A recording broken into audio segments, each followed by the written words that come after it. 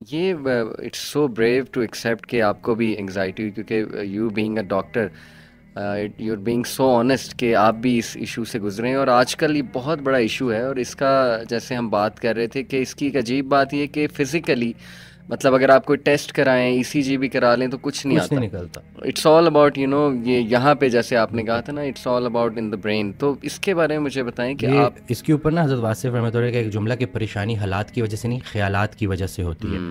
اور مجھے ایک جملہ ڈاکٹر صاحب کا بڑا پسند ہے کہ ایک ایب نارمل دماغ کو ایک نارمل دماغ ٹھیک کر سکتا ہے جو کبھی ایب نارمل رہا ہو، جو ریلیٹ کر سکے. اس وقت میں سوچ رہا تھا کہ یا اللہ مجھے ان چیزوں سے کیوں گزار رہا ہے، کیونکہ انسان گلا کرتا ہے نا، سبحان اللہ، سب کچھ تو ہے پھر، لیکن وہ حقیقت میں سب کچھ اپنے اوپر ورکہولک بن جاتا ہے بندہ. عبادات نہیں تھی اور مطلب پوری اس ایکویشن میں اللہ کے علاوہ سب کچھ تھا. صحیح.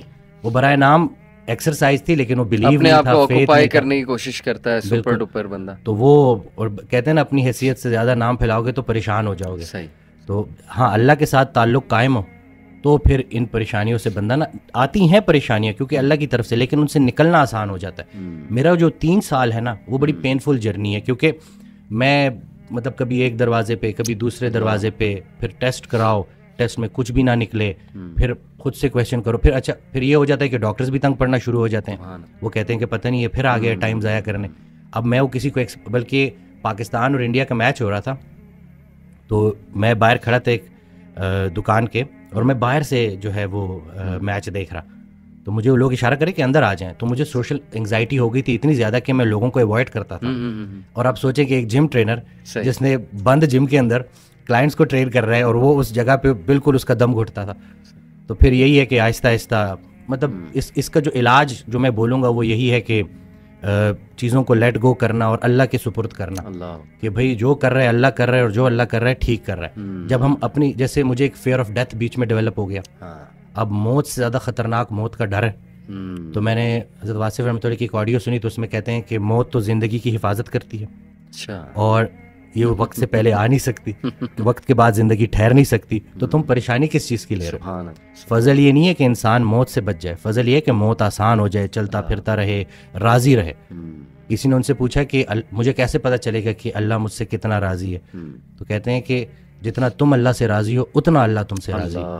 تو بس اس میں یہی ہے کہ گلے شکوے، اب دیکھیں اللہ کا دیا ہوا غم وہ بھی کسی وجہ سے آیا ہے، وہ اللہ کے قریب کرنے آیا ہے. بالکل ایسے وہ کوئی انسان دور نہیں کر سکتا. ہم کیا کرتے ہیں؟ ہم لوگوں کے سامنے چلے جاتے ہیں، پتہ ہے میرے ساتھ یہ ہو رہا ہے، مخلوق کا گلہ خالق سے، خالق کا گلہ مخلوق سے، اور پھر وہ نگیٹیوٹی بڑھتی ہے اور وہ جسمانی شکل اختیار کر لیتی ہے. تو بس بہترین حل یہی ہے کہ رہنا ہے ہر حال میں راضی، اللہ سنگے جیون بازی. کیا بات. تو بس یہی فارمولہ ہے. اور غم، انگزائٹی، ڈپریشن یہ ساتھ ساتھ چلتے ہیں بعض اوقات نا.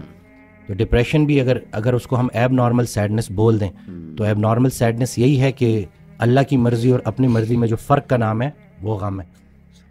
جیسے میرے پاس نا یہ سٹوریز ہیں، کیونکہ مجھے میرے پیشنٹس نے بڑا حوصلہ دیا لوگوں کو، کیونکہ میں اس کو بھی ایڈمٹ کروں گا کہ لوگ سمجھتے ہیں کہ جیسے میں پیشنٹ، یہ 2 طرفہ ہوتی ہے. مجھے ایک ڈاکٹر کا جملہ بڑا پسند ہے کہ یہ جو کنسلٹیشن ہوتی ہے نا، یہ 2 پروفیشنلس کی میٹنگ ہوتی ہے. زبردست. ٹھیک ہے. تو اس میں اس دن ایک صاحب آئے، انہوں نے اپنی سٹوری بتائی کہ میرا 14 سال کا جو ہے بیٹا تھا جو کہ اسپیشل تھا، جو نہ بول سکتا تھا نہ سن سکتا تھا، اور وہ ڈوب گیا. اور اس بات کو کافی ٹائم ہو گیا، لیکن جب بھی مجھے یاد آتا ہے تو میں روتا ہوں. تو مجھے ڈر ہے کہ کہیں میں اللہ کا گلہ تو نہیں کر رہا. تو میں نے کہا کہ نہیں، قرآن پاک میں تو باپ کی بیٹے سے محبت کو اللہ نے بڑا پسند کیا ہے، لیکن آپ مجھے بتائیں کہ جب آپ کو بیٹا یاد آتا ہے آپ کو اللہ یاد آتا ہے؟ کہتے جی بڑا. تو میں نے کہا یہ در تو آپ کو اللہ کے قریب کر رہا ہے. تو پھر وہ کہتے جی ہاں مجھے اللہ نے ابھی پوتے بھی دے دیے اور نواسے بھی دے دیے. میں نے کہا اصل میں نا ہم وہ پرانی چیزوں پہ اڑے رہتے ہیں اور اس سے نکل نہیں پاتے. جنہیں ہم رخصت کرتے ہیں وہی تو ہمارا استقبال کریں گے. اصل میں جو مضمون تھا نا وہ تھا ڈپارچر کا. ہم ارائیول کو لے کے بیٹھے ہیں، ہماری ساری پرابلمز اس دنیا سے ریلیٹڈ ہیں. صحیح بات. اتنے اس کے ساتھ الجھ گئے ہیں کہ اب سنبھالا نہیں جا رہا. ہم زندگی گزار رہے ہیں اور زندگی کو نہیں سمجھ سکے تو ہم مرے بغیر موت کو کیا سمجھیں گے؟ جیسے ہم موت سمجھ رہے ہیں، ہو سکتا ہے وہ عین زندگی ہو. تو یہ ساری باتیں اور یہ وقت کے ساتھ، اور میں یہ سمجھتا ہوں کہ مجھے ان چیزوں سے اللہ نے اس لیے گزارا تاکہ میں ریلیٹ کر سکوں. میرے پاس کوئی انگزائٹی والا آئے تو میں اس کو پراپر توجہ سے سنوں، کیونکہ مجھے پتہ ہے کہ مجھے نہیں سنا گیا تھا. بندہ جب خود پین میں ہوتا ہے تو دوسروں کے لیے بھی نرم پڑ جاتا ہے. یہ it's so refreshing to hear کہ ماشاء اللہ doctor talking about spirituality and getting nearer to Allah subhanahu wa ta'ala. Really I am very inspired doctor صاحب. اللہ تعالیٰ آپ کو ہمت دے, جزائے خیر دے. یہ جو باتیں آپ نے کی, میں نوٹ کر رہا تھا کہ قرآن مجید میں, بلکہ اکثر میں جو میرے پاس لوگ آتے ہیں نا کاؤنسلنگ وغیرہ کے لیے, انہیں میں سمجھاتا ہوں کہ دیکھو قرآن میں کوئی بھی ایک سٹوری بھی ہوپ لیس نہیں ہے. سبحان اللہ. دنیاوی نتائج کے حوالے سے بھی, ایک تو ہے نا اخروی نتائج کے حوالے سے تو ہوپ لیسنس ہو ہی نہیں سکتی مومن کو, دنیاوی نتائج کے حوالے سے ہوپ لیسنس نہیں ہے. آپ دیکھیں حضرت یعقوب علیہ السلام, ان کا غم اس لیول کا تھا کہ اتنا روئے کہ اندھے ہو گئے, لیکن ایٹ دی اینڈ بیٹا بھی واپس ملا, بادشاہ بن کے واپس ملا, اور بینائی بھی واپس آئی.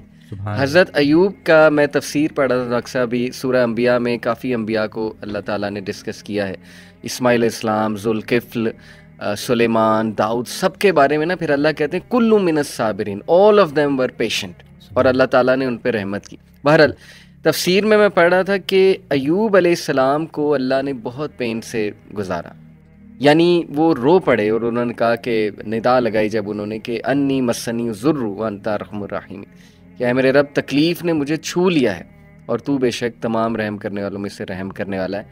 تو لکھا ہوتا ہے تفسیر میں کہ the reason اللہ تعالیٰ made him go through all this tough time was to tell everyone کہ میں اپنے پیاروں کو تکلیف سے گزارتا ہوں. یہ نہ سمجھنا کہ میں تم سے ہیٹ کرتا ہوں یا میں جو ہے وہ کوئی تمہیں پنش کر رہا ہوں, کیونکہ دیکھو اگر ایوب گزر سکتے ہیں اور انبیاء گزر سکتے ہیں تو مے بی اس میں کوئی بہت بڑی حکمت ہے, پین میں, غم میں. تو لیکن یہ کہ اینڈ میں ریلیف آیا. اللہ کہتے ہیں ہم نے اسے ریلیف دیا اپنے بندے کو, اس کے اولاد اسے واپس کی, وائف تو ساتھ تھی ہی لیکن یہ کہ اولاد بچھڑ گئی تھی. اسی طرح آپ دیکھیں زکریا علیہ السلام اولاد نہیں تھی, رو پڑے. مریم علیہ السلام کو ایک دن دیکھا کہ ان کے پاس پھل ہیں, بے موسمی پھل ہیں, تو دل میں خواہش کی اور نماز میں اللہ سے دعا کی کہ اللہ اگر تو بے موسمی پھل دے سکتا ہے تو تو مجھے اولاد بھی دے سکتا ہے, تو اس پہ قادر ہے. اور پھر یہ الفاظ کہ اللہ میں تجھ سے دعا کر کے کبھی مایوس ہوا ہی نہیں. تو آپ دیکھیں کہ اس وقت بچے دیے اور پھر وہ خود ہی حیران ہو گئے. یعنی آپ انسان کی حالت دیکھیں, پہلے خود ہی دعا کی, پھر جب اللہ تعالیٰ نے بچہ دے دیا تو حیران ہو گئے, کہتے اے رب مجھے کیسے ہو سکتا ہے. اسی طرح کئی مثالیں ڈاکٹر صاحب ہیں, یوسف علیہ السلام کی, موسیٰ علیہ السلام, یعنی سیڈ اینڈنگ تو ہے ہی نہیں. میں ہمیشہ انہیں سمجھاتا ہوں کہ دیکھو اللہ سے امید انسان سے لگاؤ گے تو سیڈ اینڈنگ ہے, وہ پھر سیڈ ہوگی.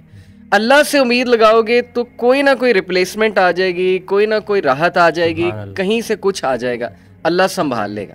قائم ذات سے محبت کرو تم بھی قائم کر دیے جاؤ. اللہ اکبر. قائم ذات سے محبت کرنی ہے. اور باقی اکثر میرے پاس بھی آتے ہیں تو کہتے ہیں آپ موت سے, کیونکہ موت ہر کسی ڈر تو لگتا ہے نا کہ کسی ہم لوگوں کا تو کانسیپٹ اس طرح سے, تو کہتے تو کیا مطلب بس موت کا. میں نے کہا نہیں, زندگی کا شکر ادا کرنا ہے, موت کا انتظار کرنا ہے. اللہ, زندگی کا شکر ادا کرنا ہے, موت کا انتظار کرنا ہے کہ لائف گزارنی ہے, اور لیکن اس کے ساتھ کچھ زیادہ پکا پلان نہیں بنانا یہاں کا. پہلے یہ سوال یہ سوچو کہ اللہ نے بھیجا کیوں, صحیح بات, اور پھر سوچے کہ واپس کیوں بلا رہا ہے.